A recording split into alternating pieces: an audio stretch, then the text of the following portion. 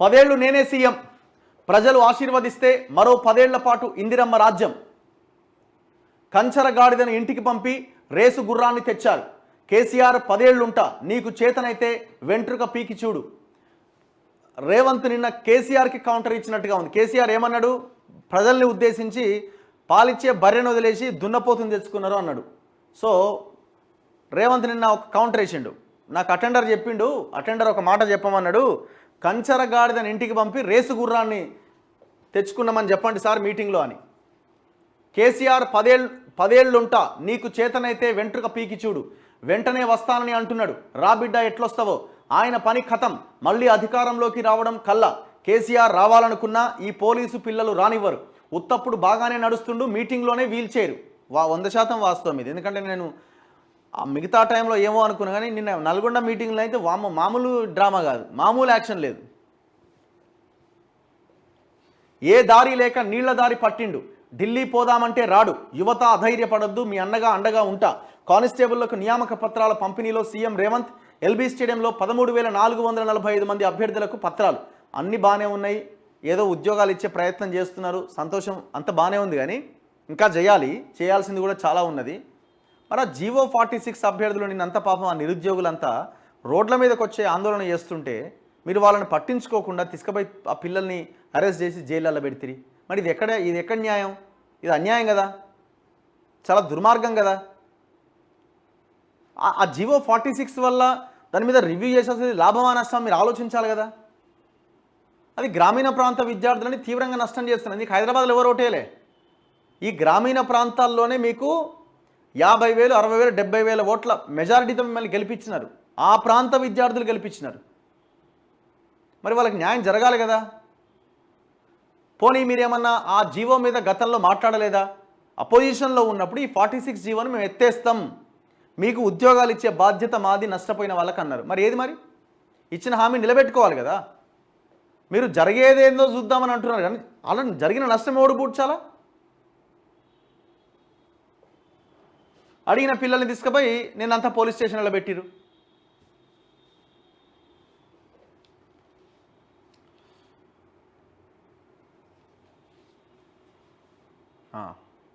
కేసీఆర్ ప్రజలు నీ ప్యాంటు ఊడబీకిరు, మేము అంగిని ఊడదీస్తాం, సీఎంను ఏం పీకడానికి పోయిండ్రు అంటావా? సీఎం కేంద్ర మంత్రిగా చేసినోడు ఇట్లైనా మాట్లాడేది? నల్గొండ సభలో కేసీఆర్ వాడిన భాషపై చర్చిద్దామా? సచ్చిన పామును ఎవరైనా సంపుతారా? కేసీఆర్ హరీష్లకే పెత్తనమిస్తాం, మేడిగడ్డ నింపండి, గోదావరి జలాలపైన చర్చకు సిద్ధం, కేసీఆర్ను రమ్మనండి, వీల్ చైర్లో వీధి నాటకాలు, అసెంబ్లీలో రేవంత్ ధ్వజం. సచివాలయం ఎదురుగా రాజీవ్ గాంధీ విగ్రహం శంకుస్థాపన చేసిన సీఎం రేవంత్ రెడ్డి అట. సో ఇట్లా అసలు మనం ఓవరాల్గా మనం ఈక్వేషన్ చూస్తే ఇప్పుడు రేవంత్ రెడ్డి చెప్తున్న 10 ఏళ్ల పాటు సీఎం అన్న అంశం మీద మనం ఒక్కసారి చర్చ చేస్తే సో చాలా ఇంట్రెస్టింగ్ పొలిటికల్ సినారియో ఉండబోతున్నది. ఈ పొలిటికల్ డైమెన్షన్ అనేది కూడా చాలా డిఫరెంట్గా ఉండబోతున్నది. ఇప్పుడు మనం ఏం జరుగుతుందని ఏమీ చెప్పలేం. ఎంపీ ఎలక్షన్స్ తర్వాతనే అసలు సినిమా ఉండబోతున్నది. ఎంపీ ఎలక్షన్స్ తర్వాతనే అసలు సినిమా. ఈ ఎంపీ ఎలక్షన్స్ తర్వాత మీరు అనుకున్నా, మీరు కొంతమంది నమ్మినా నమ్మకపోయినా మొత్తం మోడీ చేతుల్లోకి వెళ్ళిపోతుంది. 100% ఇది. వాళ్ళు మళ్ళీ కేంద్రంలోకి వచ్చే అవకాశాలు చాలా స్పష్టంగా కనిపిస్తున్నాయి. ఇప్పుడు ఇక్కడ ఒకవేళ కాంగ్రెస్ పార్టీకి మినిమం తక్కువలో తక్కువ 10 సీట్లన్న రావాలి. ఒక 10 సీట్లు వస్తేనే వాళ్ళు ప్రశాంతంగా ఉండగలుగుతారు. ఈ కేసీఆర్ లాంటోనికి కథమే కదా, అయిపోయింది, దాన్ని అది ఒడిసిన ముచ్చటే. ఇక్కడ మీరు చూడండి, బీఆర్ఎస్, కాంగ్రెస్, బీజేపీ ఎంత స్ట్రాటజిక్గా ముందుకెళ్తున్నది. కాంగ్రెస్ వాళ్ళకి మరి తెలివి తక్కువతనమా లేకపోతే తెలుసుకోవాలన్న ఉద్దేశం లేదా, ఎక్కడో ఒక దగ్గర కేసీఆర్ ట్రాప్లో పడుతున్నారు. కానీ మీరు చూడండి, బీజేపీ ఎక్కడా కూడా చాలా సైలెంట్గా ఆచితూచి అడుగులేస్తూ ఉన్నది. టార్గెట్ని బీఆర్ఎస్ని చేస్తూ ఉన్నది. వాళ్ళ టార్గెట్ కూడా బీఆర్ఎస్ అనే పార్టీ మొత్తం కనుమరుగైపోవాలి, మా పోటీ కాంగ్రెస్ వర్సెస్ బీజేపీగా ఉండాలి అన్న ప్రయత్నాల్లో వాళ్ళు ఉన్నారు. సో ఇప్పుడు మరి రేవంత్ రెడ్డి ఫ్యాక్టర్ ఎట్లా ఉంటుంది కాంగ్రెస్లో అన్నది చూడాలి. ఎందుకంటే ఏ మాటకు ఆ మాటే రేవంత్ రెడ్డికి ఈ చుట్టూ ఉన్న నాయకులు ఆయన ఎంతవరకు ఆయనకు సహకరిస్తారన్నది పెద్ద క్వశ్చన్ మార్కే. ఇది మనం కాంగ్రెస్లో ముందు నుంచి చూస్తున్నాం, ఇప్పుడు చూస్తున్నాం, భవిష్యత్తులో కూడా చూడబోతాం. సో తను ఏ రకంగా తన ముఖ్యమంత్రి పదవిని కంటిన్యూ చేయాలి అన్న భాగంగా రేవంత్ ఏం అంత తెలివి తక్కువడు కాదు. ఆయనకున్న స్ట్రాటజీ ఆయనకున్నది.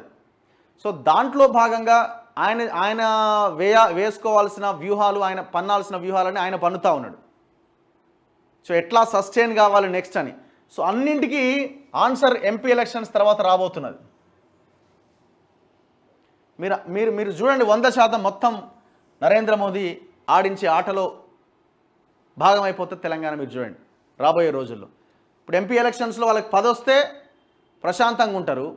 ఒకవేళ అటు ఇటుగా వచ్చి బీజేపీకి కొన్ని ఎక్కువ సీట్లు వచ్చినా అక్కడ ఎట్లాగో ఈజీగా అధికారం వాళ్ళదే, కేంద్రంలో మళ్ళీ బీజేపీ అధికారంలోకి వచ్చే అవకాశమే కనబడతా ఉన్నది. సో ఈ సిచ్యువేషన్లో equation political dimension MP elections తర్వాత సో ఎట్లా ఉంటుంది అన్నది కొంత మనం ఊహించడానికి కూడా అవకాశం కలుగుతూ ఉన్నది ఇవన్నీ చూస్తూ ఉంటే.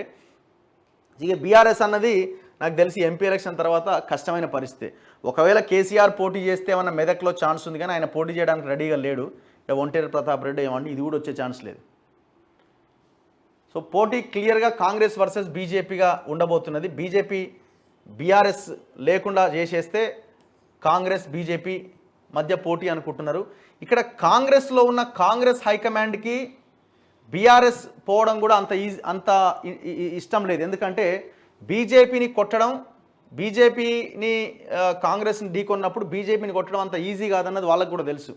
సో అందుకే ఒక రీజనల్ పార్టీ స్టేట్లో ఉన్నప్పుడు బీజేపీ అడుగు ముందుకేయడం అంత ఈజీ బీజేపీకి కాదు. అందుకే BJP target BRS. Congress high command BRS ఉండాలి అట్లా ఆ పార్టీ అన్న ఆలోచన వాళ్ళు ఉన్నారు. కానీ ఇక్కడ రేవంత్ రెడ్డి స్టైల్ వేరే ఉన్నది. రేవంత్ రెడ్డి ఇక్కడ మైనార్టీ ఓటు బ్యాంకు, ఒకవేళ బీఆర్ఎస్ ఉంటే స్ప్లిట్ అయి మనకి ఇబ్బంది జరుగుతుంది. సో టోటల్ మైనార్టీలంతా మన వైపు వస్తారు. ఫస్ట్ అయితే మనము నాకు సంబంధించిన ఈ పదవి సస్టైన్ కావాలి, ప్రభుత్వం నిలబడాలి. కాబట్టి సో అసలు ఈ బీఆర్ఎస్ని లేకుండానే చేస్తే బెటర్ అన్న ఆలోచనలో ఆయన కూడా ఉన్నట్టు కనిపిస్తుంది. మరి అందులో భాగంగా ఇప్పుడు చర్చ జరుగుతున్నాయి. ఇప్పుడు వీళ్ళతో ఏమైనా మాట్లాడుకున్నారా, ఆ రకమైన ఆలోచన ఏమైనా చేస్తున్నారా? రాజకీయాల్లో ఏదైనా సాధ్యమే. సో ఏదేమైనా ఆయన తన ప్రభుత్వాన్ని నిలుపుకోవడానికి, సస్టైన్ అవ్వడానికి మాత్రం ప్రయత్నం చేస్తున్నారు. ఎందుకంటే కేవలం ఒక 4-5 సీట్లు అటు ఇటు అయితే అయిపోయాయి, ఏముంటుంది. సో ఎంపీ ఎలక్షన్స్ తర్వాత చాలా సీరియస్ పొలిటికల్ డైమెన్షన్స్ మనం చూడబోతున్నాం. ఏం జరుగుద్దో చూడాలి. కేసీఆర్ మాత్రం వేల కోట్ల రూపాయలు రెడీగా పెట్టుకొని ఏం చేయడానికైనా రెడీగా ఉన్నాడు. ఎందుకంటే కేసీఆర్కు ఉన్న ఏకైక ఆప్షను అదొకటే. ఇక రేవంత్ ఒకవేళ వాళ్ళని అరెస్ట్ చేయకుండా వాళ్ళ అవినీతి మీద చర్యలు తీసుకోకపోతే రేవంత్కి అంటుతుంది, జనం మొత్తం దుమ్మెత్తిపోస్తారు. సో తప్పక చేయాల్సిన పరిస్థితి. ఒకవేళ దీనికి రేవంత్ కనుక రెడీ అయిపోతే వాళ్ళని లోపలేయడమో వాళ్ళ అవినీతిని బయటకు తీసే క్రమంలో వాళ్ళ మీద యుద్ధం ప్రకటిస్తే కేసీఆర్ అంత ఈజీగా ఊరుకునేటోడు కాదు. వేల కోట్ల రూపాయలు రెడీగా ఉన్నాయి. ఈ ప్రభుత్వాన్ని ఏం చేయడానికైనా రెడీ అవుతాడు. ఇక్కడ బీజేపీకి బీఆర్ఎస్ కొలాప్స్ అవ్వాలన్న ఆలోచనతోనే వాళ్ళు ఉన్నారు. అప్పుడు మేము వాళ్ళ ప్లేస్ని ఆక్రమించవచ్చు, వాళ్ళు ఉన్న ఎమ్మెల్యేల్లో 20-25 మంది ఇటు వచ్చేస్తే సో వీళ్ళు ప్రధాన ప్రతిపక్షంగా ఎమర్జ్ అవుతారు. సో ఆ తర్వాత మేము ఆడొచ్చు ఆట అన్నది వాళ్ళ లైన్లో వాళ్ళు ఉన్నారు.